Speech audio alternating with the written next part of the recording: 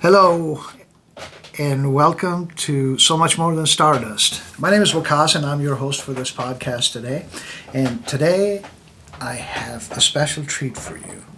And I say it's a special treat because I've been waiting to do this podcast for more than a year now, I think. Right? That's probably when I got in touch with you guys first. But various accidents and incidents prevented that from happening. But I'm glad because I have been looking forward to bringing this amazing story to you. I promised you that I was going to bring you regular folks who are just like you and me. I don't know if the Lovings qualify for that, really. But we'll listen to their story and then you can be the judge of that. So this is my conversation with Ken and Carolyn Loving. Hi guys, how are you? Doing fine, and you? I am well. Thank you so much for agreeing to do this in spite of me making promises and, you know, my sound guy not bringing the mic over and all of that stuff. But it has been on my mind. And of course, you know, Mike Morris, Dr. Michael Morris, was the one who referred you to me, or, you know, came in really excited one day and was like, you gotta talk to this guy. It's an amazing story. I think, Ken, you'd gone to see him. And so we'll dedicate this podcast to Dr. Michael Morris because he's been so insistent that we do this, and he's very excited about our listening to our your conversation. So, Caroline, yes. let's start with you. We exchanged, we had a conversation about a year ago, and you were kind enough to tell me about, you know, as we laid the foundation for this podcast. So, both of you were born and raised around this area in the Midwest, is that right? Yes, in fact, Mike's dad and I went to school together. So we were both from DuQuoin. Oh, Mike Morris' oh, okay, dad. all right, gotcha. Alan and I are not classmates, but I think a year, maybe 2 years apart in high school. So we both came from DuQuoin, or I came from DuQuoin, not Ken. And I graduated there in 1967. And I left and I went to Illinois State and picked up a degree there and picked up a husband. So you guys met in Illinois Yes. State? And you were born and raised in... Danville. In Danville, yeah. So these are both towns in central Illinois, you would say, east central Illinois, It's something. different from Chicago and southern Illinois. Well, anything outside of south of I-80 is southern Illinois, right? Yeah. So, and so you were born in Danville, and you went to Illinois State University also. Right. And that is where you guys met. Right. In a logic class. Logic class. Yes, and she seduced me with Twinkies. Well, that's not very logical, though, is it? Twinkies, huh? Mm-hmm. Do they still make Twinkies? Mm-hmm. Yeah. They do? Yes. I thought that Hostess, right? Or whoever made... They last forever. So you Right, so you have the... We have a Twinkie card for our anniversaries. Aww. That's cute and romantic. So you had an anniversary recently? August 53. 53. 53 years together. Yeah. Yes. And you've still more to discover about each other, huh?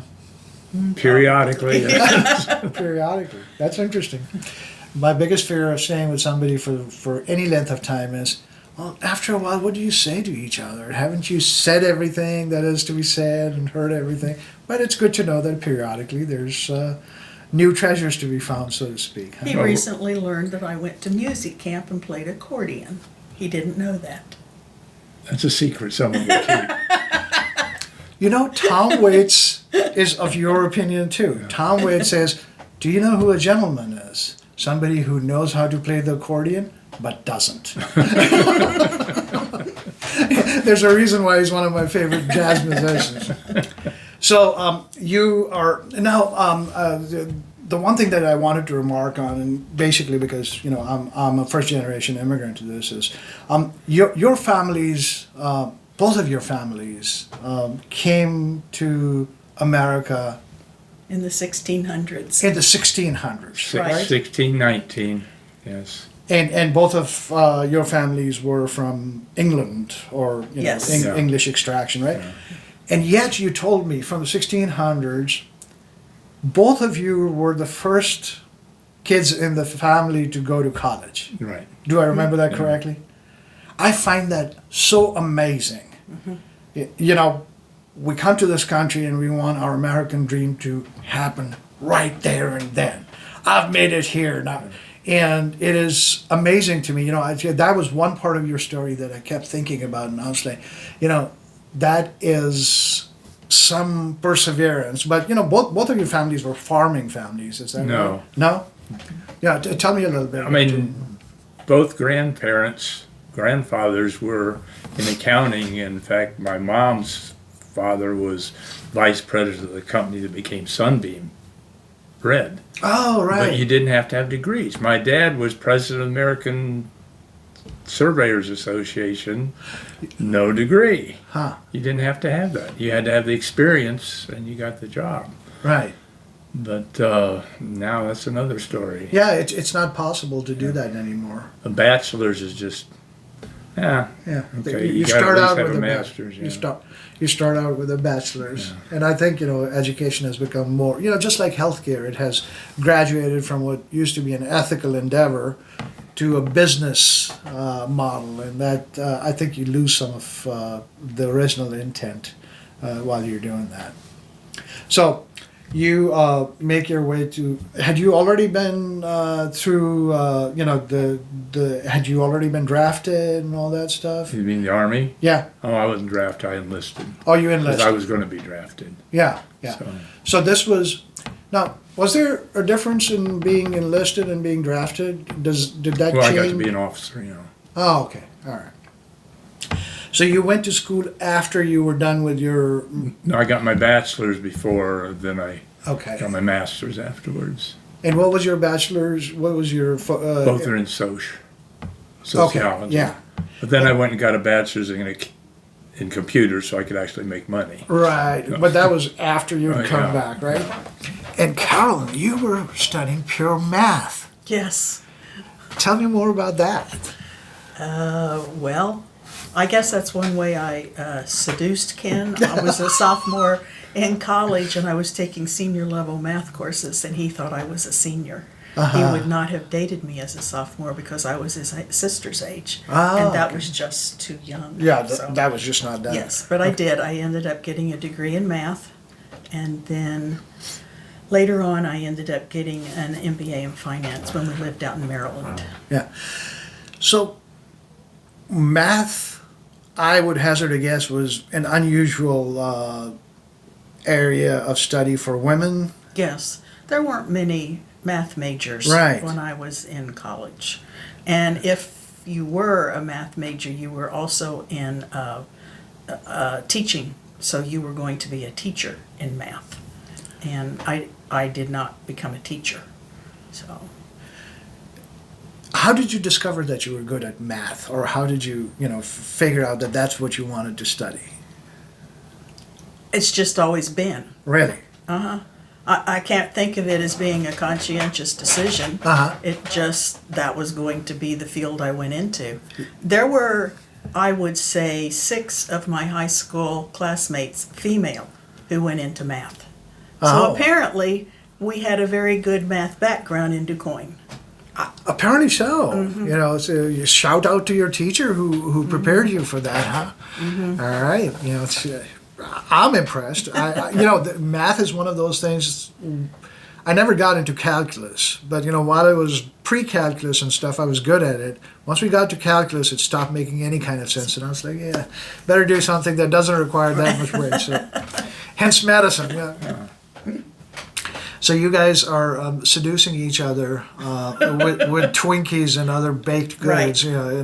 And he doesn't know how old you are. That's right. And you kept that secret from him well. Yes, I did. All right. So, so you guys are seducing each other with Twinkies and other baked goods, and he doesn't know how old you are. And you kept that secret from him well. That's right. All right. So, Your families knew each other? No, Oh, no. our They did. families did not know each other. I Okay. mean, DuQuoin is just 20 miles here north of Carbondale. Right. And Danville is up by Champaign. Right. I So, didn't know that. Yeah, so no, our parents did not know each other. Okay. But So, Dad flew down Yes, and met your parents before we got married. yes.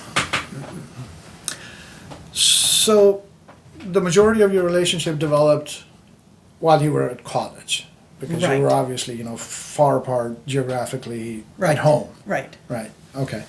And then, how long did the courtship last? 6 months. Ages. Did it? Ages, yeah. 6 months. Did it feel like ages? Had our first date on February 23rd and got married August 20th. August the 23rd. So I can remember dates really easily because she was born on the 23rd. So if the 23rd comes up any month, I have to buy her a present. Yeah. What attracted you towards Ken? Oh, God. Humor. Yeah. Humor and cute. That's a great quality in a guy, isn't it? Or in a woman too. Humor I think is makes up for a lot of deficiencies that we have as people. Yeah. How about you, Ken? Good looks. I mean, that was the very initial thing. I said, oh, she's good looking. I'll go talk to her. Then she could put a complete sentence together. That was a good thing. And then the camping. Her parents Right. went camping, and she Right. played the piano. And she was nice. And she brought me Twinkies. That's a win-win. Yeah. That's right. Yeah. Did you guys make music together? Because I remember you telling me that you gave guitar lessons through school, Yeah. which helped you, pay for some of the No, it college. didn't help me. It paid for it. Oh, it did. Okay. Yeah, that was my only income for 4.5 Yeah. years. So did you guys perform together? No. No. Not, We never did a nursing home? well, nursing homes at Christmas time. You can, Okay. if you can call that performing together. Yes. Yes. Of course. Yeah. But music served to bring you together. One of the things, yes. Yeah, it brought you closer. Yes. So you guys did gigs at the nursing homes? Yeah. Yeah. And we included my sister and at that time her husband. There were the four of us, and Did they play or did they sing? He played he guitar, played guitar and sang. she sang. He was a music major. So when you had decided that you were going to go off to college, do I remember this correctly? Your dad said, "Yeah, good luck, but you'll have to pay for it yourself." There's something to that effect, right? He was still a struggling surveyor at that time. Yeah. He'd changed careers very late in his life, and things didn't go well initially. He got his first advertising in a phone directory. Phone directories used to be where people used to advertise. Right. Was under screen doors, and the next year it was under marine surveyors, which has nothing to do with land surveying. So it was some really tight years for a while. Was he a marine surveyor? No, he was a land surveyor. But they stuck it They under the. stuck it under marine surveying. All right. So we'll move on in a minute here, but I would like to hear, if you were describing your childhood in central and south central Illinois or southern Illinois. What would be your impression of it? What was your childhood like? Oh, we had a lot of fun. Yeah.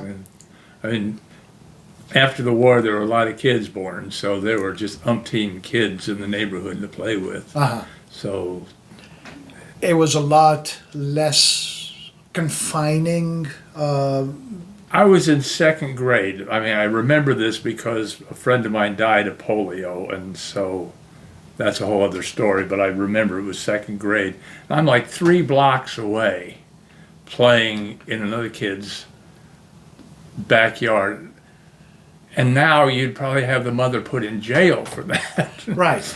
And this was before cell phones. Yeah. This was Yes. before any kind Yeah. of, constant contact. Right.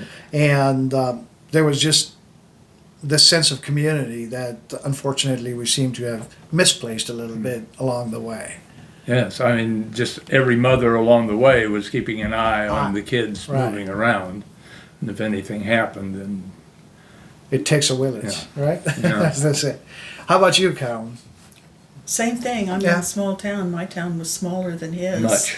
Much smaller. So we were very familiar with the kids in the neighborhood, and when it got dark, you knew to go home. Right. And that was the signal, time to get home, unless mom's yelling out the door because it's dinner time.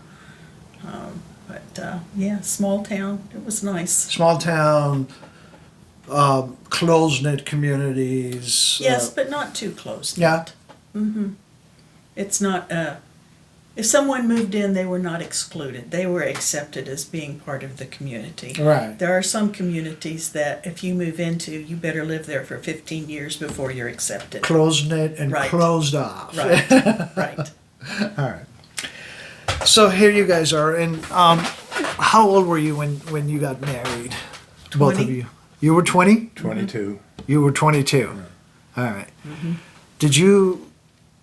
So 6 months, you said, when courtship started to when you got married. So that doesn't give you a lot of time to say, okay, this is what we're going to plan to do with our life, and this is where we're going to move. This is where we're going to live, or what have you. Did you guys have any kind of, He was Well, going I in knew the we were going to service. the Army, so Oh, okay. So you knew you were going to enlist after you got done with your degree, right? well, I you had to before, but yeah, I think you were enlisted by the time we got married. yeah. Because Oh, we yeah, I got definitely married had in to. August, and he took off in February 2nd. February 2nd the next year. All right.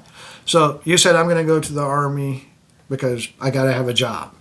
No, No. because I would be drafted. Oh, I would you'd- have been in. I would have been drafted late February. I went in early February. I had been drafted late February. I had been in Vietnam by July. Yeah. So I said, infantry Yeah. officer. That's going to take a year of training. Rangers. It's going to be all over before I ever have to go over. So Which it was. you anticipated that. Yeah. You went through Ranger training? No. No. Okay. I mean, I signed up for it. Right. But President Nixon decided he didn't want to spend a lot of money training a lot of officer rangers because they didn't need them anymore. Okay. And they said, well, would you like to give up your commission and stay stateside and lose 1 year of tour of duty? And they marched all these guys around in the rain, these people going to officers candidate school. And they took us into this big assembly hall and they said, would any of you be willing to drop your commission for all these benefits? And everybody raised their hand. Get me out of here. Yeah. So Was it physically intense or was it no, boring? I used to do 10-mile swims, races. I just finished doing a single-handed ascent of a mountain out in Wyoming. I mean, I spent the whole summer out mountain climbing. This was nothing. nothing. Yeah. Yeah. I mean, for everybody else, pretty much, it was definitely something. But So you would describe yourself as the outdoorsy, physically active, Yeah. adventurous kind of soul, and yeah. that was who you were, yeah, right? What about you, Carolyn? Were you cut out of the same cloth? You think? No, I was not really an outdoor we person. went camping. Yes, my parents and I took a 6-week camping trip out west while I was still living at home. But other than that, I would not say I was, other than just the normal activity as a kid. You know, you got Yeah. on your bike and you rode. And climb But- trees and play. Right. And, yeah, But ran that was around. about it. I Yeah. was not really an outdoor Yeah. person. How about adventure? You had an adventurous spirit? I probably did, but I think it was quelched by my mother. Yeah? You know, I think How she so? didn't want me to be as adventuresome as I might have been. She Oh, was because- just not that adventuresome herself. Oh, also. Mm-hmm. You're not, the whole tomboy thing was kind of frowned upon, probably. You had to be ladylike, or was that No, not that big no, of a I deal? could be anything I wanted to be. I could do anything I wanted to do. But a little afraid of what her daughter might get into, Oh, okay. adventure-wise, okay? Right, right. Might hurt. You didn't have any dolls. That's true. I was not a doll person. I did not. What did you play with? Was there like a lot of brothers? Did you have a lot of brothers? No, or- I have one sister who's 12 years younger than me. Oh, okay. So she So was I an was only I was child. an only child. It was the Essentially, neighborhood. right, It was right. the neighborhood kids, you Yeah, know. yeah. Um, Yeah. So Okay, so when Ken went for his training, did you go with him or did you stay at home? Or, No, I was 2 years behind him, so Right. I continued in my schoolwork. Right. So I continued that semester at ISU, and at the end of that semester, we knew that he was going to be somewhere stateside. So I stopped school. I did not pick up my degree at that point in time. So for a year and a half, we lived in Texas. And then when his time was up, we came back to ISU, and he picked up his master's, and I finished getting my bachelor's at that point in time. So that's how we ended up getting the degrees that we did in the time frame that we did. I see. And your service helped you pay for your Oh, master's? yes, it was totally. the I GI didn't Bill? have to work or anything. No. Yeah. Did you still give guitar lessons or? I taught college teaching guitar for a year down in Texas, but no, I didn't go back and You were too I was busy. the only person that got a master's degree in less than a year at Illinois State. Less than a year. Yeah, 11 Wow. months. So Illinois State is Normal, Normal. Bloomington. normal. Okay, yeah. it was a rather intense year. Well, I bet it was. But you said you'd done that because you wanted to get done with it, get a job, Yeah. start working, and start making some money. Uh, And so because now you were married, so Yeah. okay. So what happens then? During graduate school, we decided to build a boat, didn't we? I think it was. Oh, yeah. I mean, yeah, definitely. We had a small sailboat that we sailed on. We had a 20-footer. 20-foot Catamaran. shark catamaran, and there were a couple of lakes near Bloomington. We also spent several weeks up on Lake Superior. We carted the boat up there behind a car and went sailing on a 20-foot shark for Cruising a on week. the 20-foot 20-foot shark. Stuffing the sleeping bags down the halls. For a week or so. And somewhere in there, we decided that the only way we could see the world was to build a sailboat and go. So that's what we did. All right, let me explore this a little further. Where did you learn to sail? We didn't. You did not have any formal No. training No. in sailing. No. But you said you had sailed before on the lakes. And Well, We bought a sailboat. Well, he was in grad school. Well, even in the Army, we went out Well, sailing that's with true. people. A couple of people took us out on a lake And down it was, in Texas. we're never going sailing again. Right. so it was that bad. Yes. The rudder fell off, little things like that. That sounds like my sailing experience. So, but at the same time, there must have been something that attracted you enough that, you came back and you were like, let's try that again and see if we can do a better job of it, right? So you got a 20-foot catamaran, is it? So a catamaran is a boat which has like a couple of Two floaters. Hulls. Two hulls, yeah. Yeah, and then there's usually some kind of On a shark, it's just a flat board. There's no living space. It's just flat like this tabletop and two amas, Well, hulls. hulls Yeah. on each side that Yeah. have has a hole back here, and you can stuff stuff down in there in order to keep it out of the water. But other than that, it's just a flat board in between the two hulls. and there's nothing to prevent you from rolling off the No, into the water. no. So it's basically a flat surface on Right. floaters. Right. Okay. So that was your That was our first boat. that was your debut Right. into the world of sailing. Right.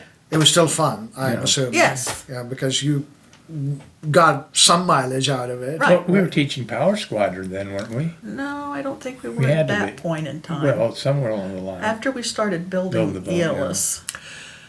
Okay, so you had discovered that you guys worked together well as a sailing team, Right. and that both of you wanted to go see the world. Right. Because one of the questions, I'll admit, I have discussed your story in general terms with eager anticipation with some of my friends, and almost all of my married friends go, "But you gotta ask the guy how he convinced her to go do this with him." I was like, well, I don't know that it took a whole lot of convincing, did it? No, it did not take I any don't think there's any convincing. convincing. And We if, just discussed it. if a guy has to convince his wife to go sailing, it ain't gonna work. We would It's just not going to work.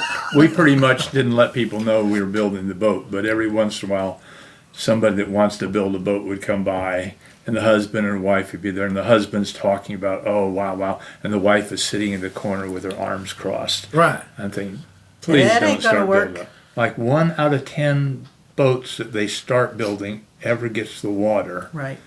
And, 1 out of 10. Yeah, and then that just gets the water. Right. And then only a fraction goes. I don't know if anybody else that built our boats Those that we knew did not didn't go sailing. They had the boat, but they never went cruising. Okay, so this is for my edification more than anything else. How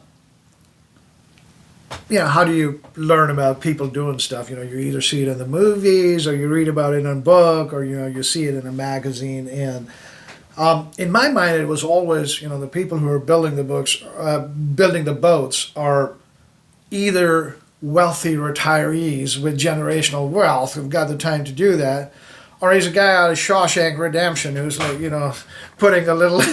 We sort of fit in the middle of that. Yeah. Well, we definitely didn't have any money. Right. That was the question. You didn't have any money or not any. We're right out meaning- of graduate school, first job. Right. So when you decided you were going to build a boat, were you aware of the challenge that you were taking on? Probably not. Yeah. Not in its entirety. Right, You not had in its some kind of an entirety. idea. Yeah. Right. But we approached it in a logical manner. Well, you met in logic class. So. Yeah, well, she did a lot better than me. I took 2 classes with her. Yeah. I got 2 D's in college.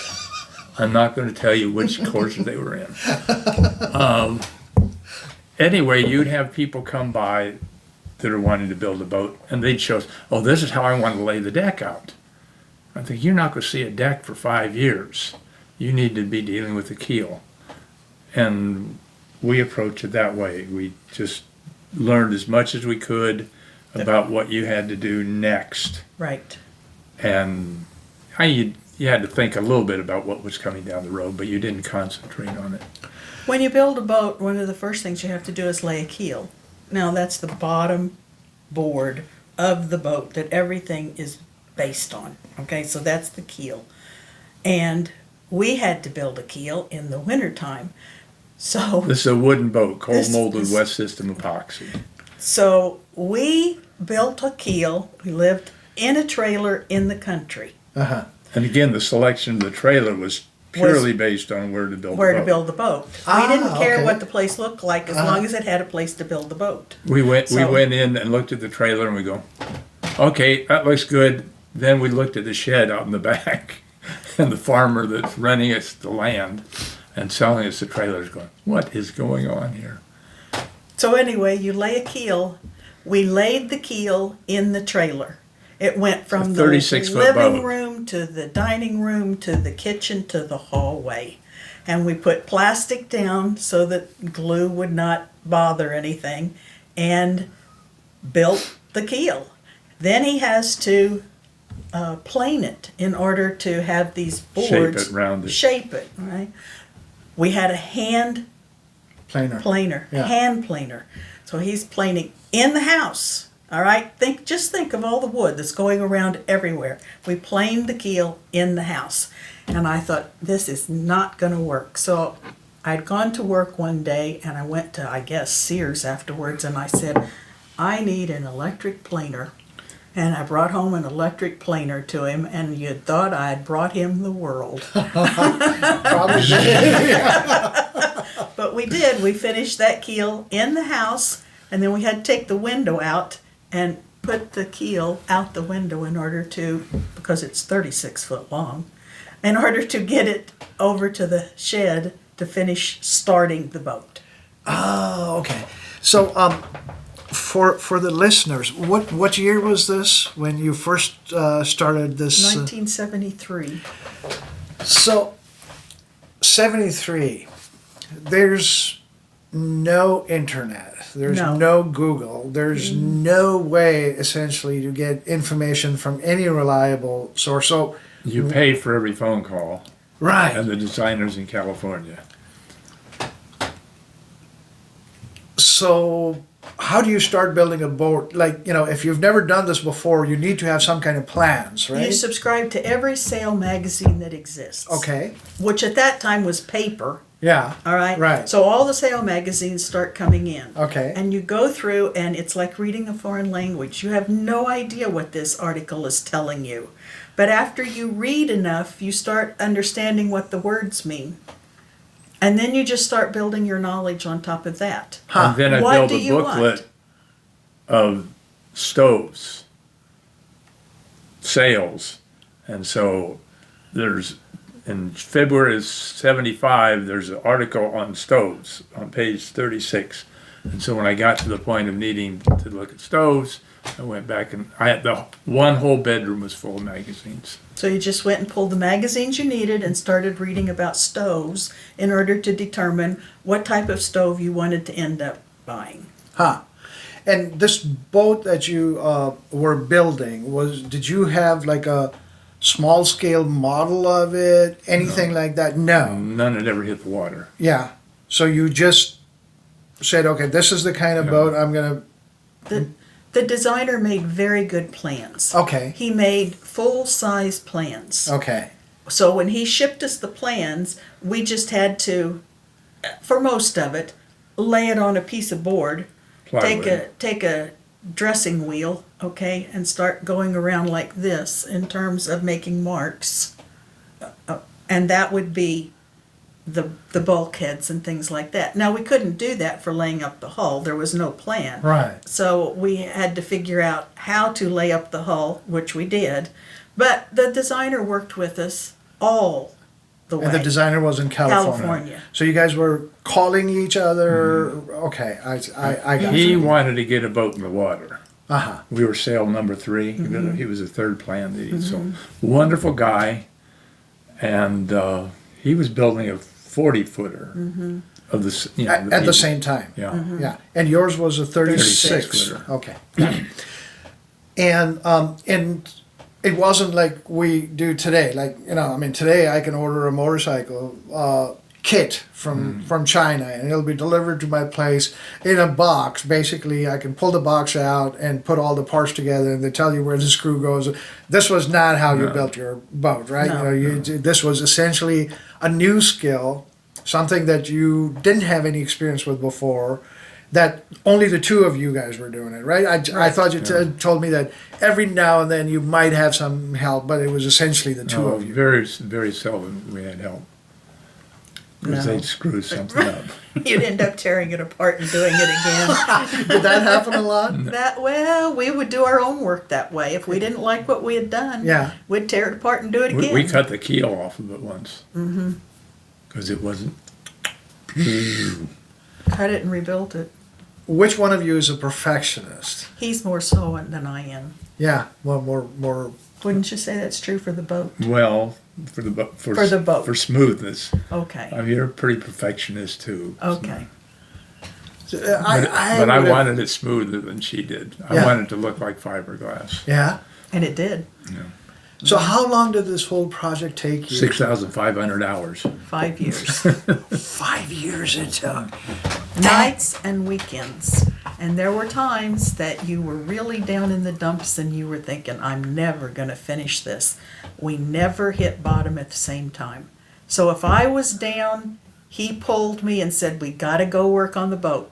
Or if he was down, it was like, come on, Ken, we got to go work on the boat. So I would say 4 nights a week after we got home from work, we worked on the boat. And then Plus always- the weekends.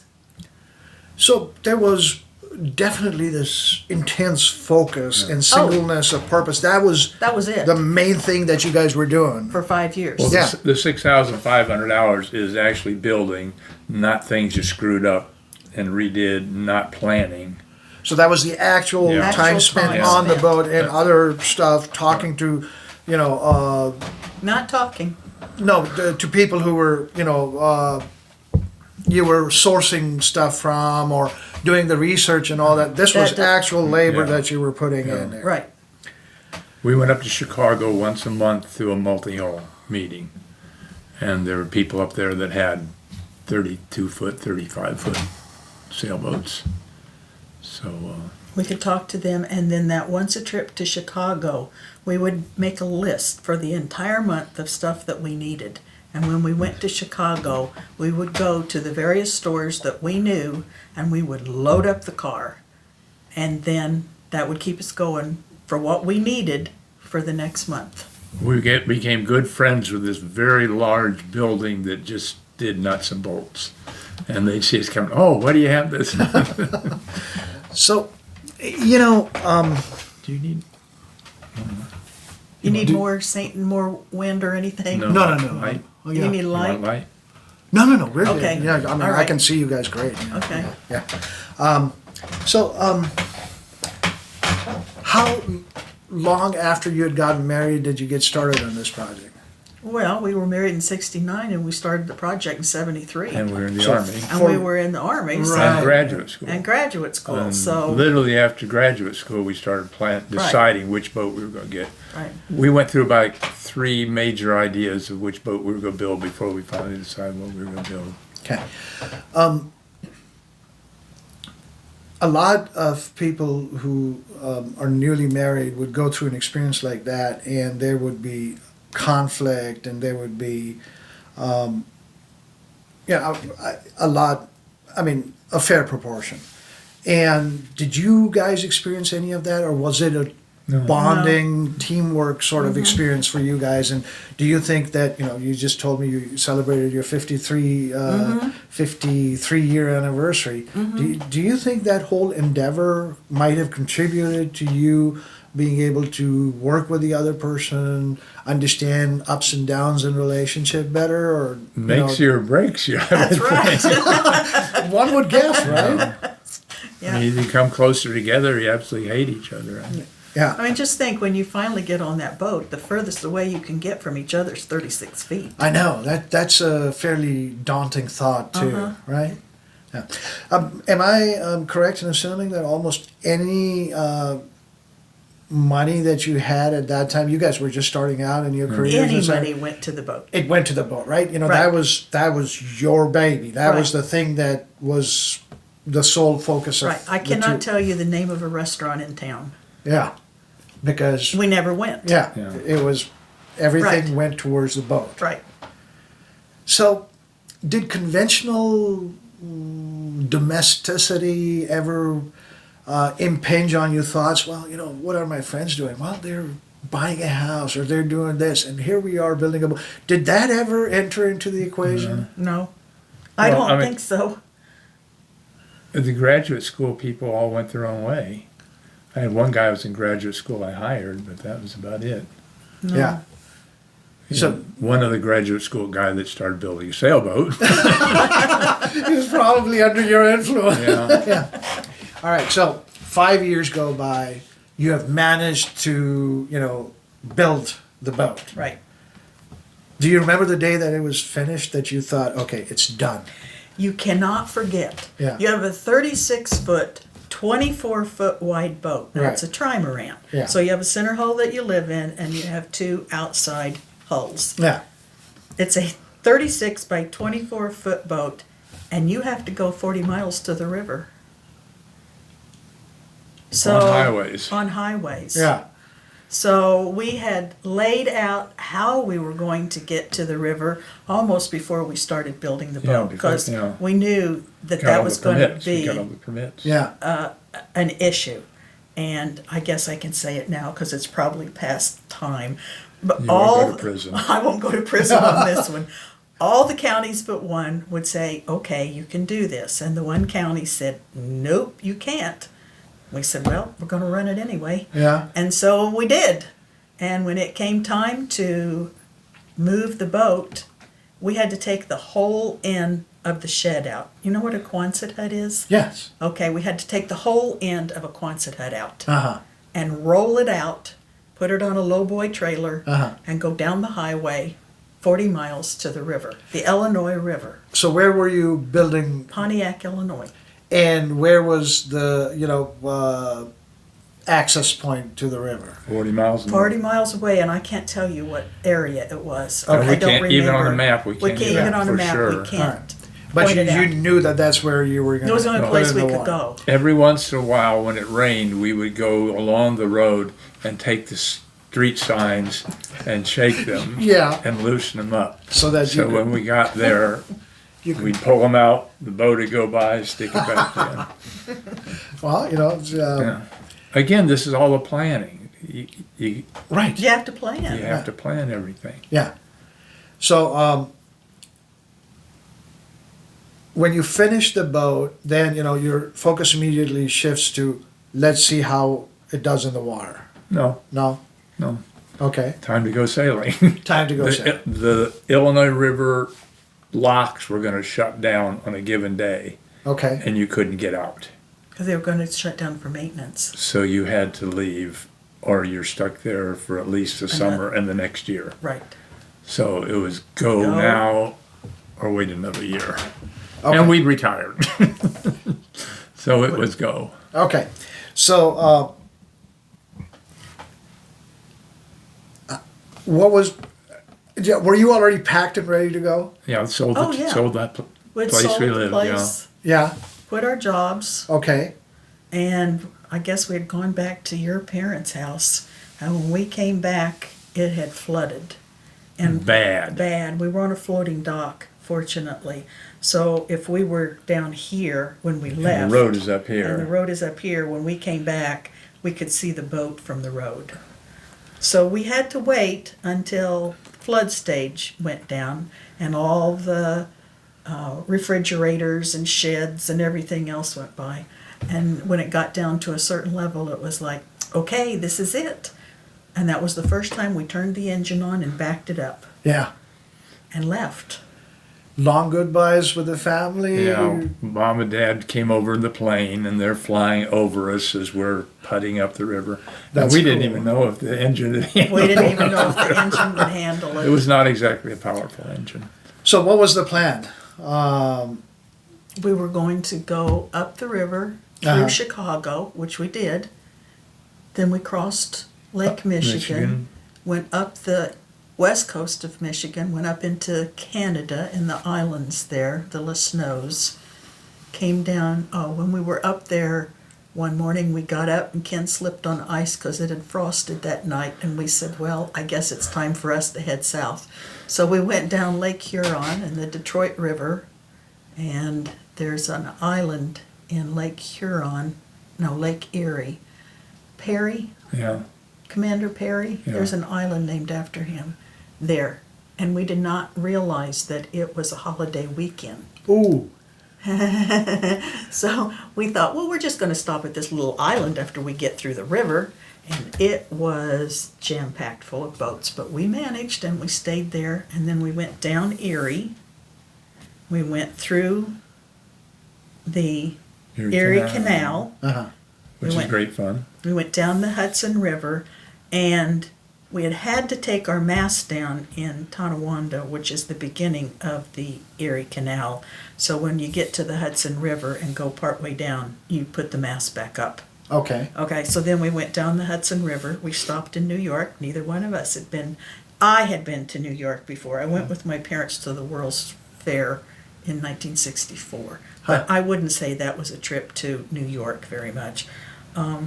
So we stopped for New York, and then we went out into the ocean and went back up the Delaware Bay, through the Delaware Canal, down the Chesapeake Bay, went all down the Intercoastal Waterway, and ended up in West Palm Beach, Florida. Right? West Palm Beach, I'm sure there's a lake there.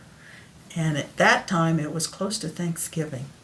So we went back home and surprised our parents. We rented a car, drove home, So surprised our left the parents, boat there, left the boat yeah. there. And then when we went back, we just had to wait for weather. And when the weather was right, we went on to the Bahamas. There's no GPS or any of that stuff. No. back then. Yes. So, you know, that was one of the questions I had. How were you plotting your journey, and you know, how was the route determined? How did you figure out where you were going to head next? Or had it been the objective all along to take the waterways until you were able to access the ocean? Yeah, well, we wanted to see. I mean, we're going there to see stuff. Okay. Remember, not going to this is sail how around we the world. could go We seeing. get to Right. see Charlotte and everything else in New York, and going across the Gulf Stream is a hassle because the Gulf Stream's going 5 miles an hour north, Okay. and if the wind is coming from the north, it's really bad. We've crossed the Gulf Stream numerous times now, and it's never been nice. Huh. But it can be really bad. Okay. And so you have to figure out that the current is going this way and you're going to the Bahamas that way. So you leave just after sunset and hope you see a lighthouse when you get to the Bahamas. Because those Know where islands you're are going. small and you can miss them. So yeah, we've had people that we know that did That miss did them miss and then them. had to sail back and find it again. But that was navigation back then. We did have a sextant. From the Army, I took an extensive captain's course on navigating and all that type of stuff. And that came in handy? Oh, Did yeah, you use yeah, a whole yeah. lot Oh, of that? yeah. And what kind of maps were you using? Standard navigational nautical Charts. Yeah. and- Charts. Okay. We had all sorts of stuff, detailed did charts dead of the reckoning. Bahamas. So was there a lot of dead reckoning? Oh, that's the yeah. only way you got around. Yeah. Yeah. So Except for, as I said, all that, getting down to West Palm, you knew where you were because you were within sight of land. right. But Yeah, other like than 30 that, feet either way. So. right, It's easy then, but once you Right. get it out in the open water, Yeah. it's dead reckoning. dead reckoning. So It was really, was it the first time that the ship blew up? I think it was the second. Second trip. We were going across the second time and it just got really bad. And in the middle of the night, the Coast Guard calls us up and wants to know who we are. And we tell them, and they said, well, there's a boat just in front of you, like 85-foot Something like that. yacht with 11 people on it, and it blew up. And you're thinking, oh, wonderful. How am I going to bring somebody I aboard mean, even if if I you do found find them? anybody, you have 10, 15-foot seas. They're very short, choppy seas. And then you get into the other thing. Oh, you have a half-sunken boat and gas tanks and water tanks floating around. And if you hit one of those, it's all over. So apparently everybody on that boat died. We don't know. really, I mean, I can't imagine they lived. Right. I But mean, we if the didn't thing see blew anything. up first place. But you're there all night just glued looking for something. But we got Got there. out there. Oh, the first time the engine cut out, right? And we just we had to sail literally into the harbor because the engine cut out. A timing thing. yeah. So, but you have to learn. You know, you worry about you have to know how to sail. Sailing is diesel mechanics, engine mechanics. That's what you need to know because you have to keep that engine running. Yeah. And that's really screws up a lot of people. I see. And we were reasonable sailors by that time. Not great. We got to be pretty good. But we knew what we were doing sailing wise and anchoring wise. Anchoring is really important. Yeah. We'll talk about that. So these are all skills that you acquire Yeah, through trial and yeah, experience. yeah. You know, you make a wrong decision, then learn to do it differently or better. So just like, you know, we say when we're riding motorcycles, that it's the saddle time that counts because, you know, you get a better rider by doing it, by riding. So you get to be a better sailor by sailing. But sometimes you can't avoid the deer. Yeah, well, sometimes you can, as I found out, much to my chagrin. So you hit some deer along the way? Yeah, I mean, you just have really bad storms. Yes. We went through an eye of a hurricane. We did okay. The boat next to us sunk, and another boat a little bit further down sunk. And, And you watched that happen?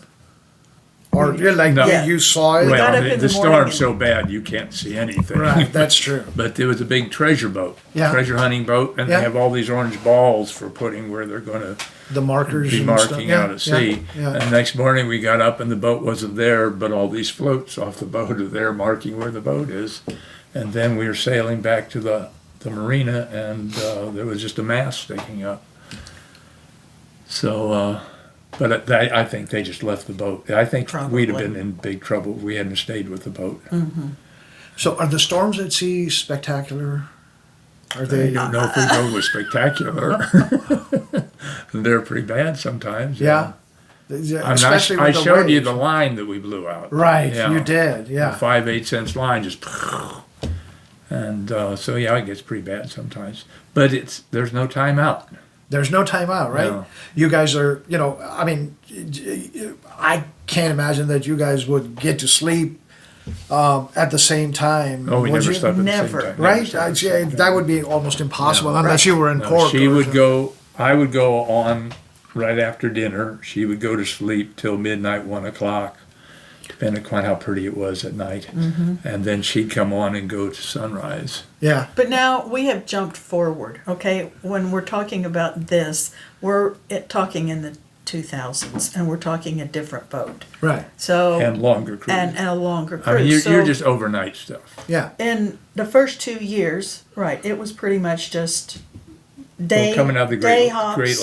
Great Lakes was a couple of days, but never more than a couple of Never days. more than Okay, a so couple you of would days. be on water for a couple of days, then Yeah. Right, then you'd import be and- import and yeah. do whatever you wanted to do. Because Okay. sailing is not, the purpose of sailing is not to be on your boat sailing. Right. The purpose for us, for Was to get from cruising, one place was to- to go from one place to another in order to meet new customs, new people, do things on land. Uh-huh. But the first 2 years, this boat that we've talked about here, this 36-footer, we were on for a couple of years, and then we came back to the States. Okay, so when you went to the Bahamas, you sailed a lot around the Bahamas? And we stayed in the Bahamas a year. a year. Yeah. So 2 years.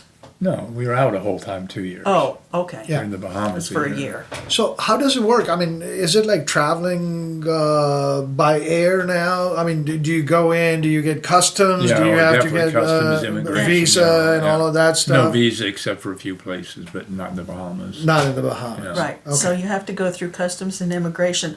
With the whole Bahamas, you only had to do it the one time. But then when you came back to the States, you had to go through U.S. Customs and immigration again Yeah, in order to come back in.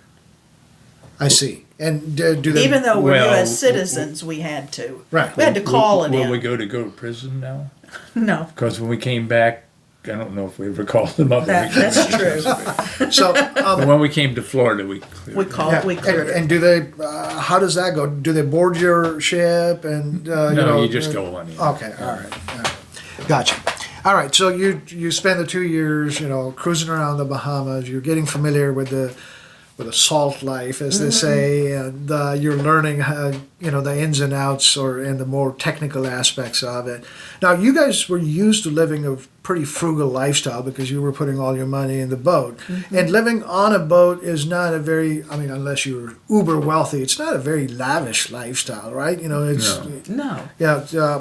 Tell me a little bit about how you, what do you eat? And We eat just like you. yeah, Well, I mean, we ate a lot of fish. The That first time 2 around. years, we ate Yeah. a lot of The fish. He's second great. ate none. Right. really. The fish were gone. But- We could go shoot a very nice 1.5 foot fish about any time we wanted to, or lobster. But when we went out in 2002, we never pulled the spear out. Really, There was just nothing left. it was all fished out. Yeah, For us, it was. Yeah. You had little things that we didn't want to take. yeah. Yeah. We wanted to let them grow. But whatever you would eat on land, we could eat on the boat as long as we could find the ingredients and cook it and Well, we and didn't eat have it, much and refrigeration we had in the Bahamas. right. We did not have much refrigeration in the Bahamas, so if we had leftovers Yeah. for supper or dinner or whatever you want to call it here, if you had leftovers, you had it for breakfast. Ken's sister and her family came down. They had 2 children at that point in time, young. And we had spaghetti one night. So the next morning we had spaghetti omelets. The only thing they talk about in coming No, down there's one other to thing. well, there's 2 things they talk about in coming down to see us was spaghetti omelets. Yeah. Okay. And the second was the porta potty. Yeah, of course. I was just going to ask that. They were quite intrigued. Quite with intrigued with the porta potty. with the potty. So it's And I'm asking this for a friend of mine who's recently embarked living the RV life, and so it is kind of similar to that, except It's on water. You don't It's get on you don't water. get blown off your anchor very often. Yes. So these are the 2 years that you do Bahamas, and then you said, "Let's go back home." Well, we were down in the southern part of the Bahamas, and we were getting down money-wise. If you may or may not remember, 1978 to 1980 was very high inflation. Oh right, yeah. Yeah, they're Very complaining high. about interest rates. Now, We bought yeah, our house at 13%. My uncle tells me the same thing. Yeah. They're well into the Reagan Yeah, years, exactly. actually, right? Yeah. So it was, well, do we go back and make some money and become land people? Or do we keep on going and try to figure out how we're going to make money as we go along? We are not of the persuasion to figure out where our money is going to come from. Right. So our choice was, there was a possibility of working down there in the Bahamas. He tried. We could never get in touch with the personnel people. Well, personnel quit. Quit. So that didn't pan out, and it got to the point where we just had to come back. And so we sailed back up the Intercoastal Waterway and went back into the Chesapeake Bay. We had met a couple who were from the Baltimore area, and they said, if you ever come back to the States, we have a house you can live in. Okay. What an offer. Right. So we came back to the Chesapeake Bay, Yeah. and we lived in their house, their second house, for 3 years until we could gather enough money to buy our own. But we went back to work, and we worked until 2000, 2002. Yeah. But you At which had point we cruisers retired. who, if they didn't catch a fish, weren't going to eat that night. And we just couldn't We get to couldn't that do that. type of lifestyle. Yeah. So Um, back to work. how big was your pantry or the space where you? I mean, I'm assuming that you carried canned food. Oh, you'd have a half a year of food Yeah. with you. Yeah. So you were able to at least plan a little ahead and had a fallback plan B. But I do remember you mentioning that you'd pull into a port and your first mission was, let me go find a fish for dinner. Yeah. But that was just in the Bahamas. Oh, okay. Okay. Gotcha. Again, for those who are thinking about sailing, the Bahamas is probably the toughest place there is to sail. Right. It is. Yeah. Yeah. You have all the bad weather coming down from the States. Oh, and you get these right, really right. severe fronts coming And then through. you have it also in hurricane season coming in from the east, bringing in a lot of bad weather. So And then the anchorages are really screwy because you have to anchor between islands, very small islands. And so it's very tight anchoring that you never do. And we never Bahamian moored, I don't think, anyplace else. never. And you had to do that almost all the time in the Bahamas, which means double anchoring. Oh, okay. Gotcha. So you didn't spin around. Whereas any place else, you just drop an anchor and you spin around wherever the wind blows. I see. Yeah. So when you're at anchor, your sails are down, right? Oh, yeah. Yeah, Oh, yes. yeah. Okay. So, so you're living, you're back to the States. Do you still have your boat? Oh yeah, we kept Well, that we for a kept number it of years. We until- raced for a number of. We had a very successful racing career. Really? Good. And we kept it until 1987. I'm pretty sure it was 87 or 88 we sold the boat. So where were you doing all these regattas or? Chesapeake Bay. Chesapeake. Oh, in Chesapeake Bay. Yeah. Okay, yeah. It's a big time racing area there. I did not know that. I've been across the Chesapeake Bay Bridge, which is spectacular, but I didn't realize it was like a sailing / racing mecca. Oh, down and there. Oh, Annapolis. Annapolis and Yeah, Naval Annapolis. Academy, We heard of yeah. that, right? I coached sailing at the Naval Academy for Is a that while, right? yeah. Did you ever like teach in a formal class, or it was just like teaching sailing? Teaching sailing. Yeah. Oh, that is We go out in the boat. right. Of course, No, I meant like Yeah. in a classroom or like Yeah, a there class was in this college. American boat was the first American boat to win a major ocean race. And they called me up and said, would you be interested in coaching on Moxie, the name of the boat? It's like, heck, I'd drive halfway across the United States to see the doggone boat. And so we You coach the crew. Yeah.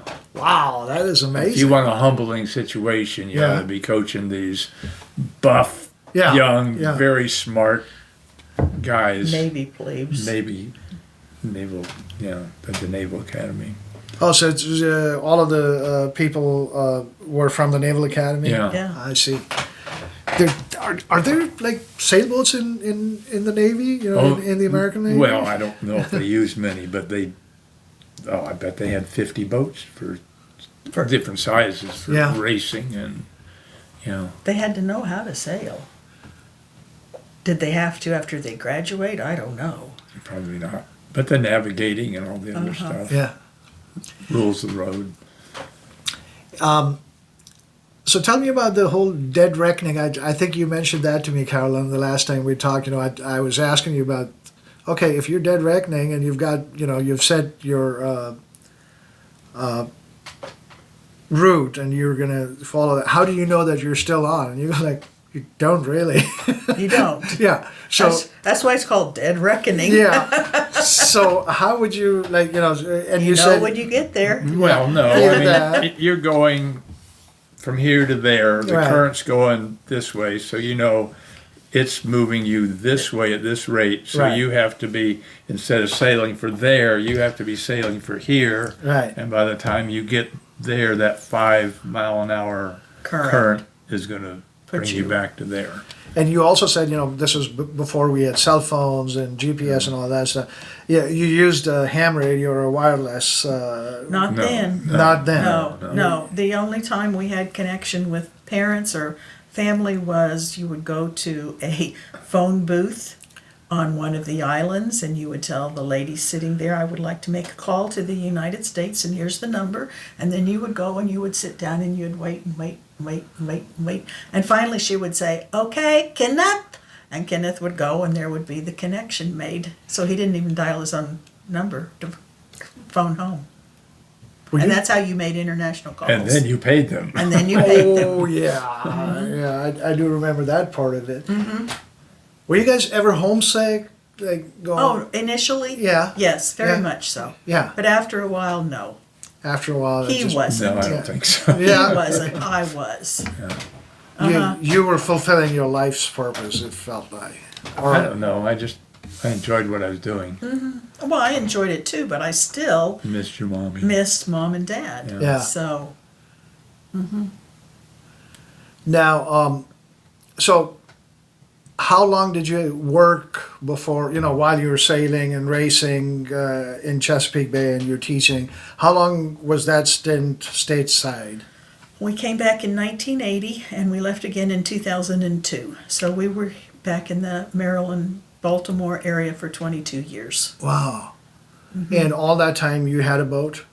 No. No. Assorted boats. We always Assorted. had a boat, but we went through multiple boats. It might be a 16-foot Hobie. It might be a... You're bad with motorcycles. I'm He's sort of bad with sailboats. Yeah, yeah. At one time, we had a rack of canoes, kayaks, and I think sea we had kayaks. 10 and we had them canoes lined and up, and I kayaks. think we had 10 or 12 all at once. And that's just the canoes. And that And was then just- we'd have 2 lasers and a big sailboat for racing and a 15-foot boat in Baltimore for racing on weeknights.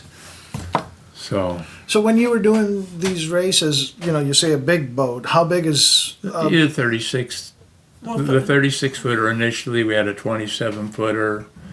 We raced for a while. We had a 25-footer. We raced for a while. I think that was about it for racing. except and for in it Baltimore. would just be. The The two of us. you Yeah, always as the the two crew? of us. Always the two of us. Yeah. Wow, that's quite amazing. Yeah. So Especially when you set a spinnaker. the That's sp- a pretty picture. Big, colorful sailboat sail out in the front of the boat. oh, okay, yeah, the one that bellows Yeah. out like that, and yeah. So that requires another person. No.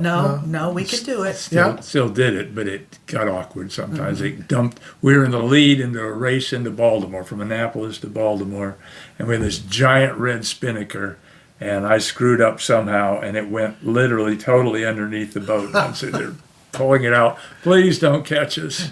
We still won the race. Oh, nice. Where's all your racing cups and trophies? Oh, I they're, think we got rid of most of them. Yeah, There's did probably you? a couple around here somewhere. Yeah. All right. So, did you always have in mind that once you were done with this No. stint, you were No. going to go back out on the No, open I ocean? don't think that No. was. How did that come about then?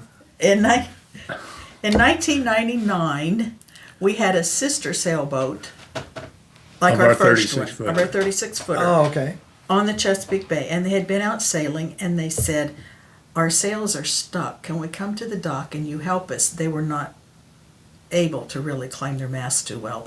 So they came to our dock. They wanted and, to put my life at right, so risk, they so. put his life at risk, and so he went up the mast and undid their sail, and we're sitting there, and they said, we met this couple with 2 kids while we were out. They're just in the river south of us. Why don't you call them? Because I really think you'd like to meet them and see their sailboat. And they were from Australia. So we said, okay.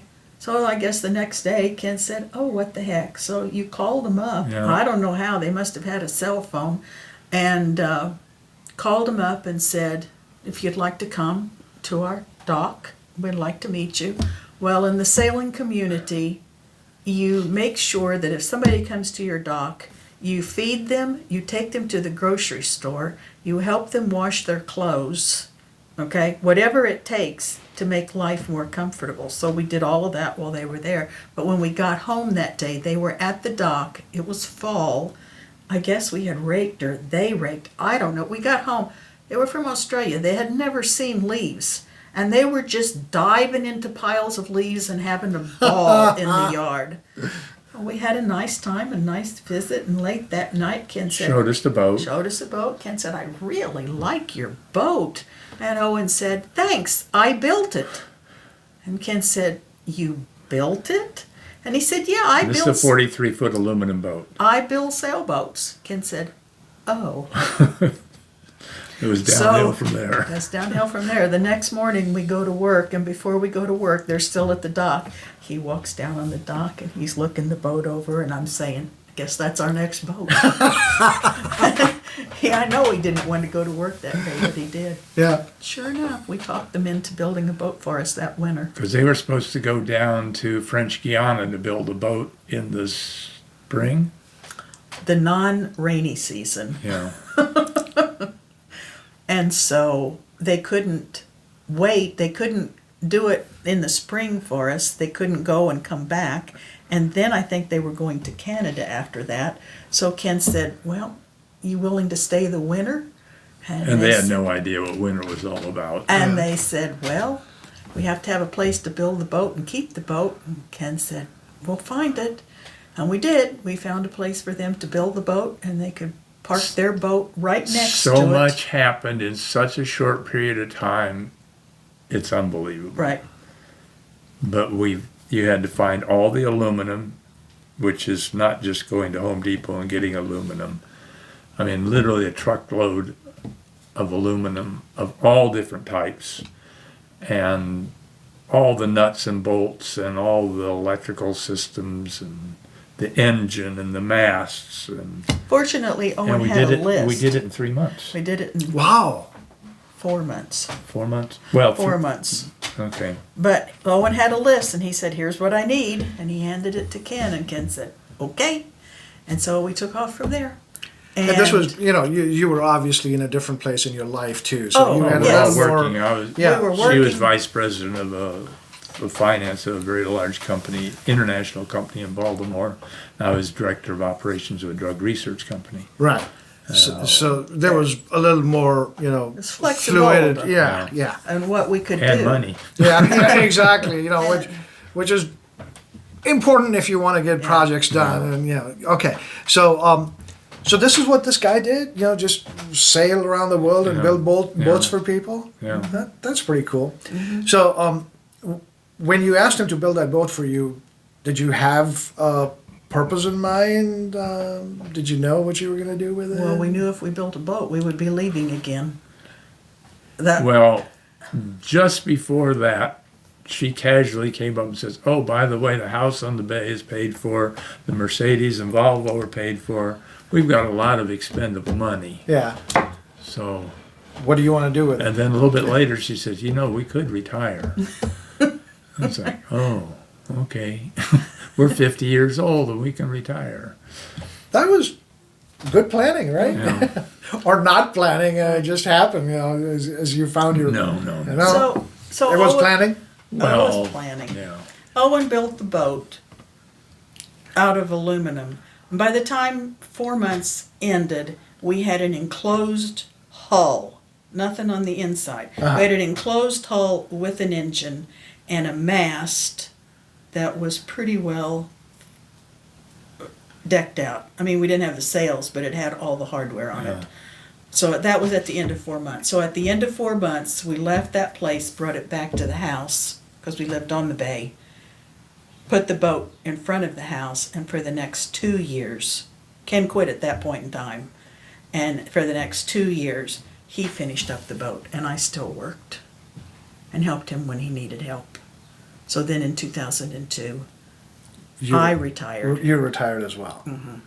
And did you sit home at all, or... No. No. As soon as you I retired... retired the beginning of May, and I think on May the 10th or the 15th, we were out of there.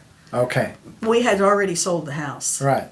We did not tell anybody. My workplace had no idea what was happening. But we sold the place, we sold the house, we moved out. My sister had just bought a house a few months earlier down in the Atlanta area with an in-law apartment. And I said, "Linda, do not furnish that in-law apartment." So when we finally moved, we loaded up a U-Haul.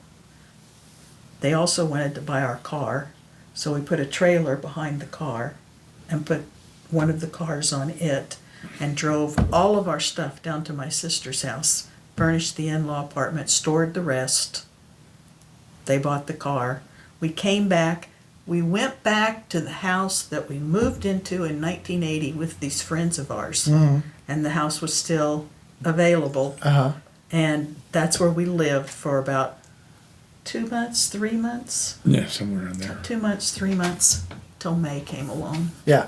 And then you retired and you took off again. Mm-hmm. And where did you go this time? Go for it, kid. Well, we went down to the Norfolk area and we waited for weather. From there we went to Bermuda Uh-huh. and spent some time in Bermuda. They knew we were coming to Bermuda, I think, before we left the United States. Right. That was what the Coast Guard did all night, was watch us come into Bermuda. Because Yeah. there was nothing else going on. I mean, Bermuda is here and we're coming in this way and the harbor is on this side. So when you come in, you're going to have to go all the way around like this. Uh-huh. And we got to this point close to where we knew the entry was. And the entry is just wide enough to get a cruise ship in. And not lit. So it's really narrow. Huh. But we got to this point and the light I was watching turned on me. It was no longer red, it was green. I mean, it was no longer green, it was red. Huh. And I was so confused, I couldn't figure it out. So I got on the radio and I called them and I said, "Can you help tell me where we are?"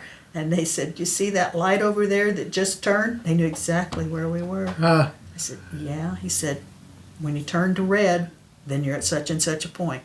So then we knew, we just kept on going and okay. went in. All right. Got So we it. spent Anchored time- in the middle of the night, in the middle of an anchorage. And then cleared customs the next morning. So we spent time in Bermuda, and from there we went over to the Azores. At that point, we really had not planned to go to Europe, but we met this couple from South Africa, and they said, "We're going to Portugal. Would you like to go with us?" And we said, "Sure." Got charts. So we got charts from them, and we took off one day and went to Portugal and Spain, and then from there we went to the Canaries. Uh-huh. We wanted to go to Morocco. No. Yeah. Oh, yeah, Morocco. We wanted to go to Morocco. We really did want to. But we didn't think in 2002 that we would be welcomed as Americans in Morocco. You know, he didn't know The one political unhappy situation was Moroccan just not conducive at that point after in time. 9/11. Oh, So- right, yeah. So we went to the Canaries. From there, we went to Cape Verde, Yeah, which is part of Africa. Right. And then from Cape Verde, we had to get a visa. This is the first time we've really had to get a visa now. We got a visa to go into it's the Brazil. only time we ever had to get a visa, isn't it? I don't think we had to get a visa. Anyway, Yeah. We had to get a visa, and so we sailed down to Brazil, and we got there on Christmas Eve. And the custom people were so nice. They said to Ken, "Go celebrate Christmas, check in afterwards." And so that's what we did. So we stayed in Brazil for 6 months. Huh. Wonderful country. We would have stayed longer, but Yeah. you do not mess with Brazilian customs when No. it comes to staying in the country. Right. Oh, 6 months we left. We went to French Guiana, went to Devil's Island, Where's that? French Guiana. French Oh, Guiana. okay. Yeah. Okay, and from there we went it's to a the terrible French prison camp. Right. Oh, was that where Papillon Yeah. was That's it. written? Yeah. That's oh, it. Okay. Yeah, all right. All right. So from there we went to the Caribbean, and I think we hit every Venezuela. island in the Caribbean, Went to including Venezuela. Venezuela. And then we came back to the States for a summer. At that point, it had been 2 years, and we knew there were several things we wanted to do to the boat that just was better to be done in the States. So we came back, and it's hurricane season. You're either below the hurricane belt or above it. So we decided to go above it and come back to the Chesapeake Bay for the summer. So we did the repair work and the additions that we wanted to do. And at Put the, in a desalinator, a water Right. desalinator. Water system on desalinator. the boat. It was a big one. and a new wind generator. Didn't we do No, I that? don't think we did a new wind generator. Yeah, maybe we did. We did something new. Anyway, at the end of the summer, after hurricane season, we turned around and we went back Yeah. again. Sailed straight back to the Caribbean. Went all through the islands again. Went to Venezuela. Lovely country. Yes. It's Just so lovely. sad. I mean, it's It's just so a beautiful, sad. beautiful country. They had an ice cream store that served 400 flavors of ice cream. Wow. You've never had ice cream until you've had onion and squid. Is that good? It's different. It's an acquired taste. I wouldn't order it a second time. But I mean, I'm sure all these nice restaurants we went to, They're gone. they're gone. They're gone. Yeah, yeah. They're gone. One would think so. Yeah. That's too bad. And we had the national champion of off-road vehicles take us around for a week or so, all over Venezuela. Just some scary stuff because this guy was crazy. It takes a lot to scare you guys. I mean, he knew where he was going. Yeah. You know you can jump over that hill because you've been over it 50 times. Right. I've never been over that hill. Right. And he goes, we had fun time. Went all the way down to Brazil.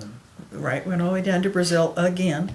And then after Venezuela, we went through the ABCs. Right. Aruba, Bonaire, Curacao. Right. And then went to Colombia and had a very nice time there. And Yeah. you would not think of going to Colombia at that point in time because of Cartagena. all Cartagena, the drugs. yeah, But yeah. in Cartagena, it's not in my backyard Yeah. as far as the drug lords are concerned. Yeah. So it was safe. Yeah.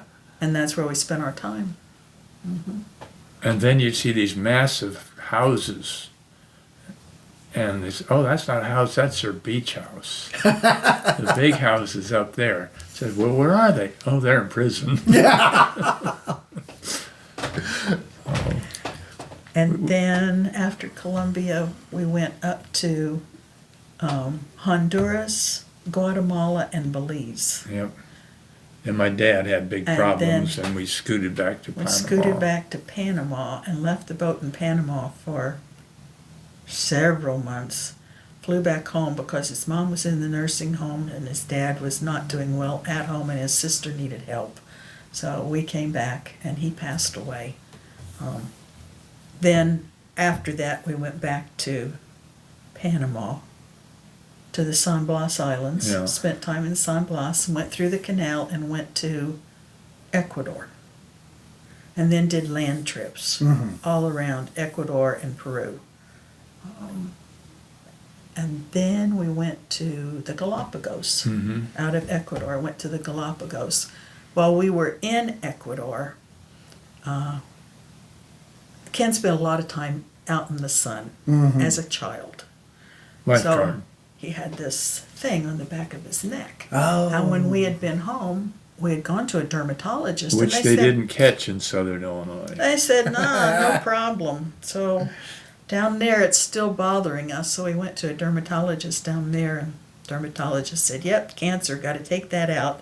So they took it out, and the dermatologist said, now it's going to be a couple of weeks before we need to take these stitches out. Ken said, no, I'm leaving. I'm going to the Galapagos. So I took stitches out at sea while we were sailing. That must have been challenging. It was. Snip, snip. Snip, Yeah. snip, pull. From the Galapagos, we went to the Marquesas. That is the longest stretch of open water in the world, between the Galapagos and the Marquesas. It's 3,000 miles. We were out 3 weeks. We were out 3 weeks, whatever We'd it done was. several 2-weekers. Yeah. But this is a 3-weeker. That was a 3 So this was the trip. longest time Longest you've been. time at sea without seeing land. Yeah. So we went to the Marquesas, and from there we went through French Polynesia. We went to the Tuamotus, Tahiti, Moorea, and Bora Bora, Yeah. and then on to Tonga, at which point it was going to be hurricane season again. At that point in time, this is 2007, I guess. So from Tonga, we went to New Zealand and spent the time in New Zealand for the weather to go away, winter to go away. We turned around the next year, went back to Tonga, went to Fiji, and returned to New Zealand. Now, you cannot get in and out of New Zealand without going through a gale. Really? That's where That's- we blew that line. New Zealand is part of New Zealand is in the Roaring Forties. Huh. Okay. So we had And one, sometimes it roars. Yeah. 2, 3. 3 trips Yeah. in and out of New Zealand. And Each hit a time we gale had to east. go through Yeah. a gale. That's a scary experience. I don't know if I get scared because you just have to deal You with just it. have With so much stuff. You're doing Yeah. so much Yeah. stuff. So, yeah, When okay. you I blow the understand. line out, Yeah. you have to go deal with the sail Yeah. and you get another line and put on it and get going again because it's still a mess out there. But I don't think I got scared with any of that stuff. I wouldn't say we got scared. It was just you dealt with it. Yeah. So we have lost friends at sea. It's I'm sure you have. It's yeah. not like we haven't. We Right. have. It does happen. And Yeah. we had a good friend that we met in the Azores, Azores. and meet on again, off again. PhD in computers and math, statistics. She'd go off and do speeches every once in a while to make money. And she was just helping with another boat, and they didn't make it. So nobody quite knows what happened. So, did you tell me that you sold your boat in New Zealand Yes. and then came home? Well, I hurt myself. We had Oh, every right. intention of going Further. up into get down to Australia, and was actually up to Australia, but and then get up to Thailand. So that'd been several more years. We had all the charts to do that, and stupid little things happened. Right. And I was jumping on a trampoline and pinched a nerve in my spine. Oh, and right. Yeah. I was in misery for a better part of a year. Right. I still can't feel my fingertips. And you do So- not cross the Indian Ocean in less than 100% ability. It's just too rough of an ocean to cross. The Indian is. Well, I Indian. mean, any of it is. Yeah. I mean, are you going to do it again? Right. I never had any big problems since then, but I didn't know that then. Right. So we just decided it was better. Now again, you're not selling houses to the United States, and they're definitely not selling sailboats. Yeah, think Right. of 2009. Right. Right. Oh, yeah. Right after or during the Financial housing crash. crisis. Right. Yeah. Yeah. And we were probably one of the very few boats that ever sold in the South Pacific. It was meant to happen. Huh? Oh my I gosh! guess. The day before we left, we got the check, and it just even now it just creates an anxiety in you. Oh my gosh, what if that hadn't happened? So, but it did, and the people and we're good, but these people were really good. Yeah. They were both boat captains and had sailed extensively, and they really knew what boat they were getting. They knew the designer, and everything worked out okay. Mm-hmm. And but So- we literally put 1,000 pounds of gear on 2,000.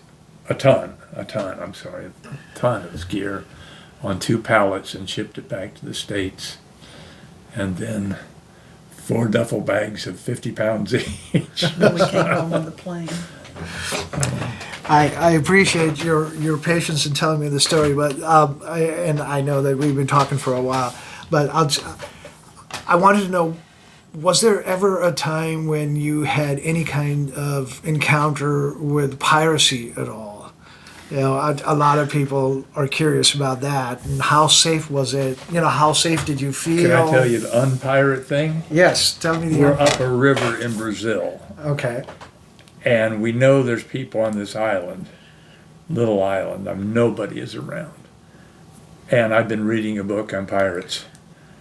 And here, oh God, we're going to die. Knock on your door? Why? No, Why well, did they come? well, I'm going to tell them. And it was this father and his little daughter, and they rowed out in this dugout wooden canoe. I mean, just as yeah. old as you can get. And they brought us some bananas and a coconut. And they said, you want to come? I mean, they're speaking Portuguese. Right. And we had a reasonable level of skill with Portuguese in Portugal. Right. Ain't no comparison No. in Brazil. And so we go in, and they show us all around. They live in it.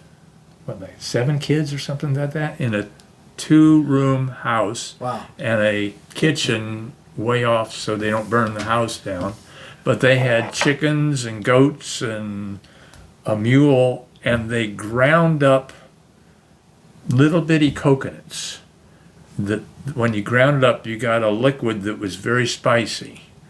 And they ground it like you would see in a Bible verse, with the donkey rolling around with a stone, round stone, grinding it. Yeah. And every couple months, a boat would come and take their liquid. So they were doing okay. Then the next day, we went in and brought them stuff they could never get. And we're with our Portuguese book, and we just had a wonderful time with them.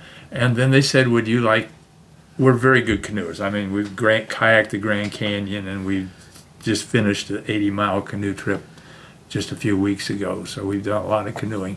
And we had Carbon and Spectra canoes. They weigh like 30 pounds. Wow. And we had 2 of them on the boat. They have a log canoe that you could not pick up if No. you tried. Right. And he said, would you like to paddle our canoe? And I said, oh. And they have these giant paddles. So I'm out there paddling away with they stand up and do it. Well, I sat down, and they went into hysterics. But then we let them use our canoes with the paddles that weigh less than a pound. They're graphite paddles, costing hundreds of dollars. And they're going around. And we just had a lot of fun with them. And I mean, that's why you go cruising. Right. And so that was our unpirate thing. And then another time we were in Fiji, and again I've been reading about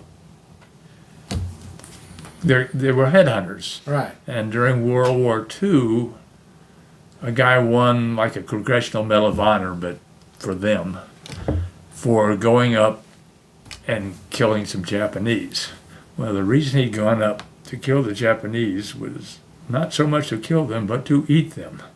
He was hungry. He was hungry. Oh, So he man. went and got and killed the Japanese and ate them. And well, they found out after they gave him the award that that's why he did it. And they started to let that slide. Anyway, so that's what I've been reading. And so I know these people that we've been sitting down and having ceremonies with. The older people could have been cannibals. We're way out in nowhere, and there's these two guys, one with a spear and another with a machete, and they had chambered nautiluses. We knew that came in on the other side of the island. So, can you show us the path to get over there? Oh, we'll show you. So we're going through the jungle. I'm thinking, oh, I've just been reading about these cannibals, and this guy with a spear and a machete is taking me through the jungles. But they just out there killing fish. Mm-hmm. Yeah. And nice people. And then we go to their village. And, tell them about your... Well, it was on our trip back from Honduras back to Panama, and it was nighttime.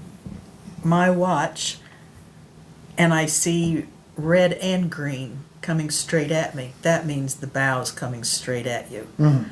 And I got on the radio. I said who I was and asked who they were. No response. I tried again. No response. I tried a third time. No response. At which point I said, Ken, get up and get out here. So he came out, and we're in the cockpit, and this boat comes up right beside us and is bowed to our stern, okay, and starts going backward so that he's like this as we're sailing along. We never did know who it was. They didn't respond? They never responded, never talked to us, but they were military of some kind. Oh, okay. Based upon their paint job. There were no markings on that ship. Huh. But they had to be military, is all I could come up with. And they must have called in to see who we were or what we were and decided that we were not drug runners. Right. And they took off, and that was it. But then we had one guy we knew casually, not well, and he had somebody board his boat, and he got out in the cockpit and had the guy dead to right with his pistol. Unfortunately, there was a guy on the cabin that he didn't see, and he had a machete. Oh, And man. the machete won. So that didn't go well. And then another guy, and this is so stupid. This is Brazil, I think. They boarded the boat, took binoculars, a computer, a few other things. They take off in their dinghy. He goes down below, shoots at the guy as he's leaving. The guy shoots back and drops him dead on the deck. Oh, jeez. So, I mean, Yes, it if can he'd happen. even shot him, he'd have been in a world of hurt with the Brazilian Authority. police. Right. And so it was a lose-lose situation no matter what, but it killed him. So that wasn't good. And like when you come out of Venezuela, you know there's bad stuff. Uh-huh. So you go 200 miles straight out. I mean, you're going to Colombia, you could sail right along the coast, but you go 200 miles out because you know not too many pirates are going to come out that far. Right. Or the people you see getting killed, they're just hanging the shore because it's convenient. Okay, so It's it's kinda like it's another day of sailing, and if you're in a slow boat, it's a couple of days of sailing. But nobody's going to get you. yeah. So So it's just being street smart. Yeah. Right.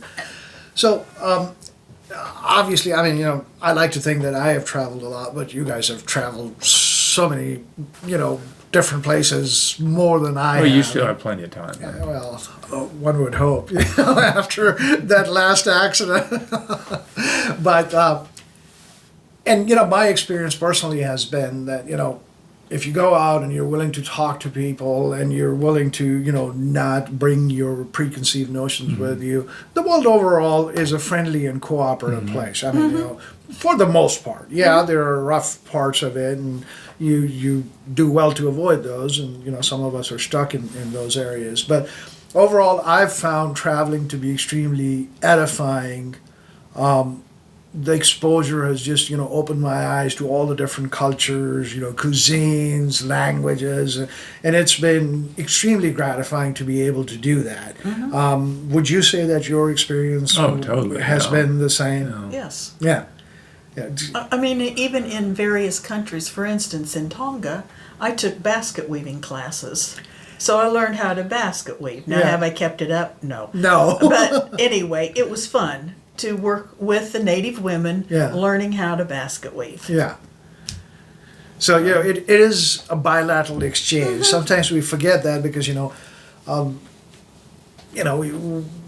live in the West and we learn to be a little hubristic. And, you got to lose that when you go out there and understand that, whoever comes in contact with the other person, we both have things to learn. Right, we cannot be the ugly American. No, that, and that, again, is a stereotype because most of the Americans are not like that. No. At least, when we are. But you only need one. Yeah, you only need one. It's just like, bad experiences. One boat needs to, get in trouble and then, everybody just focuses on that because that is what is brought up in the news, etc. Well, remember in the Bahamas talking to the young people, we were totally different Americans than the people across the island that were going to the hotels. True.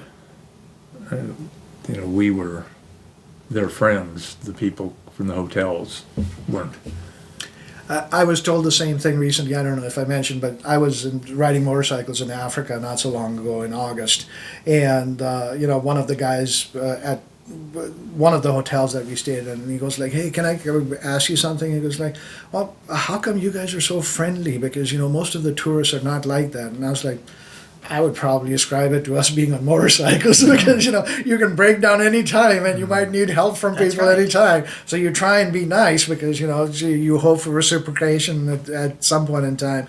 But yes, there is something to be said for the kind of tourism that you've done, which is like, totally not how it's done by most people, which is go to a resort, stay within the confines of the resort, come in contact with very few locals and, not experience the actual human contact that we all do.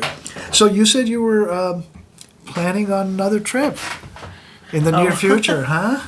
Well, in a couple of weeks, we're going to go to Antarctica and Patagonia. Wow, what brought that on? Because the last time, we had COVID. talked, huh? COVID. Yeah, because you guys were sick of it the last time we talked, and you said, "I don't know when I'm going to be able to get out. We'll do our canoeing and all of that stuff," and you've got cabin fever, so to speak.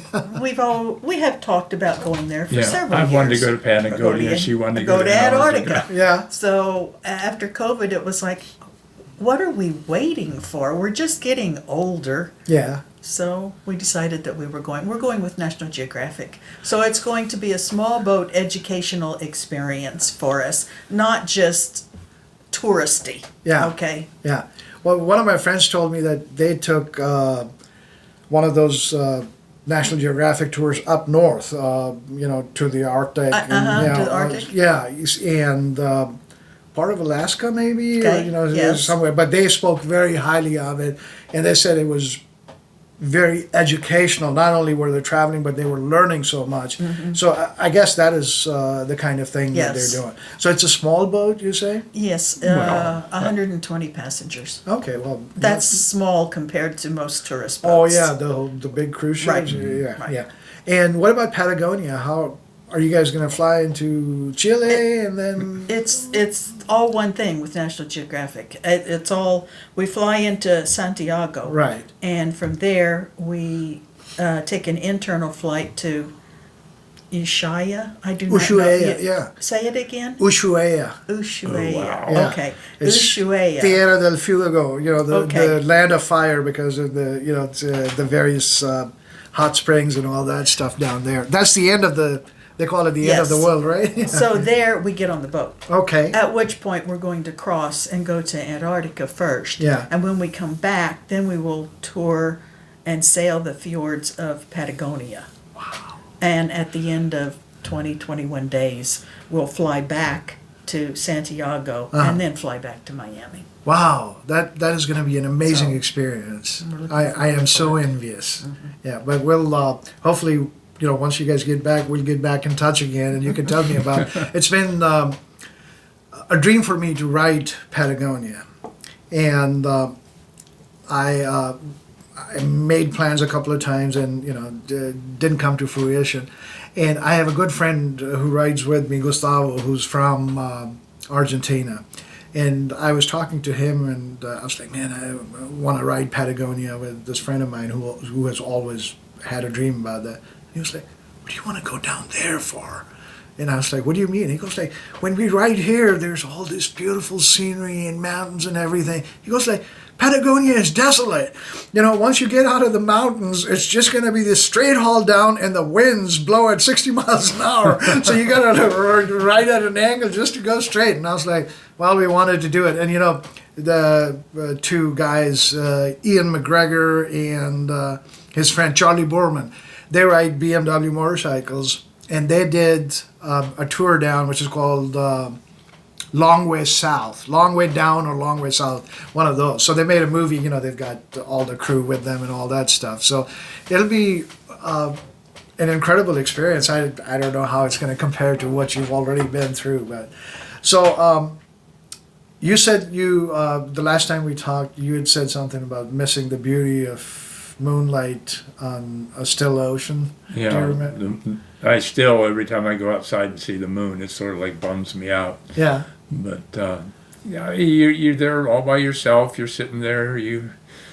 have 6 hours to kill, and you just watch the constellations and try to figure out what the stars are doing and enjoy the weather dark. when it's nice. It's dark out there. It's dark, and the stars Are bright. Are bright.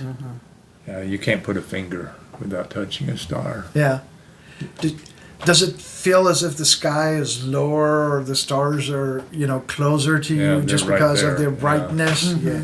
And the moon obviously Yeah. must be just an incredible sight to Yeah. behold. And you can see the green flash at sea also. Tell me about that. The green flash? Yeah. As the sun sets, the last spectrum of color Uh-huh. is green. So as the sun is setting below the horizon, there's 1 second, maybe. No, millisecond. Millisecond where you can see green, and it's a green flash. Huh. And It definitely doesn't happen every night. The clouds have to be just right. And if you're in a harbor and it's facing west, half the people are going to be in their cockpit looking out to sea to see if they get a green flash or and not. if they do, Yeah. they will leave the cockpit, run up the mast so that they can see it a second time. And do they see it the same? Sure. Sometimes, yeah. Yeah. First time I ever saw it, we were We were in Turks and Caicos. No. Anyway, it doesn't make any difference. But we're in a really nice restaurant. We're sitting there looking out to sea, and it's a green flash, and I'm in the middle of this restaurant. Wow! Everybody's looking. So it's like the whole sky No, turns. no, No, just just right, around right the sun. there where Right the sun around the is. Yeah, it's like a little band on the horizon or something as it goes. Wow, that I never heard that term before. That is incredible. Something else to put Yeah. on my bucket list. But you can't see it on land. Yeah, It has to be on water. On water yeah. or And not Lake Michigan. Right, not Lake Michigan. Has even to though be the Lake ocean. Michigan is huge too, right? Yeah, but No, I mean, I wonder if I don't. I've never heard of it, but it's not impossible. Huh. So the adventure continues. Yeah, Yeah, till we figure out another one. yeah, Of course, that's always right. As you're taking the adventure, you're like, okay, what am I going to do next after this one's done? We were in Rwanda and Uganda, and as I was coming back, I was flying over Addis, and I was thinking, Ethiopia has the oldest church there is. The oldest Christian church is not in the Middle East or not in Europe. It is in Ethiopia. And, the whole legend of Queen Sheba and King Solomon, one of the enduring legends is, she was queen of Ethiopia or Abyssinia as it was at that time. So I was like, that might be a place to go and ride my motorcycle. So it's on the list. Well, thank you so much, guys, for spending time and Okay. agreeing to do this. And hopefully we'll listen to some more of your adventures down the road some. Good luck with your tour, and Okay. take lots of pictures, and hopefully we can share those when we It's put just, this it's up. going to be penguins and white. No, there's a lot of No, nice I'm things just in kidding. No, Patagonia. it's going to be amazing. Yes, it I'm is. pretty sure. All right. Well, have a good evening, Okay, and you also. we'll talk to you soon. Okay.